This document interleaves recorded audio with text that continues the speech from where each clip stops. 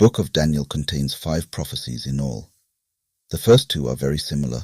Both describe the rise of 4 great empires, with God eventually destroying the 4th empire and setting up his own kingdom. The first dream is in chapter 2. Nebuchadnezzar, the king of Babylon, sees a great image made of 4 different metals, but it is destroyed by a rock. The second dream is in chapter 7. Daniel sees 4 great beasts. The 4th beast has a little horn that fights against God, but is destroyed.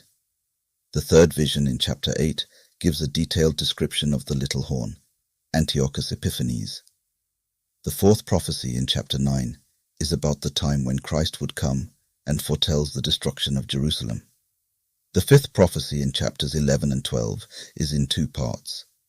The first is a detailed account of the rise and fall of the Greek Empire, including a detailed description of Antiochus Epiphanes. The second part foretells the intervention of Michael, the great prince who will save all those whose names are written in the book of life. Rome began its conquest of the Greek Empire at the predicted time, and Christ came into the world to complete the process of establishing his kingdom almost immediately after the final destruction of the Greek Empire.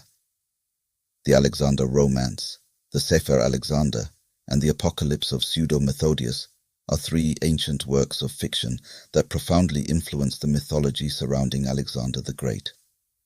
They also profoundly shaped cultural and religious beliefs about the end of the world, some of which persist in various forms to this day. The Alexander Romance is a collection of fictional stories about the life and adventures of Alexander the Great. Written in Greek in the 3rd century, it was later translated into many languages, with various additions and modifications. It became one of the most widely read and influential works of literature throughout Europe and the Middle East. The Sefer Alexander is a 3rd century Hebrew book that adapted stories from the Greek Alexander Romance for a Hebrew audience. It portrays Alexander as a wise and just ruler, a seeker of knowledge, and an explorer who reached the edge of the known world and beyond. It combines historical accounts of Alexander the Great's life with fantastic tales of his encounters with mythical creatures and supernatural phenomena. The Apocalypse of Pseudo-Methodius is based on earlier legends about Alexander, including the Alexander Romance and the Sefer Alexander. It was very popular and widely translated, but it presented the legend of Alexander the Great trapping the forces of Gog and Magog behind a wall as fact. As a result, the legend became deeply embedded in the apocalyptic expectations of the time, contributing to the belief in a future release of Gog and Magog that would signal the end times. These apocalyptic expectations continue to this day in some forms of Christianity and Islam.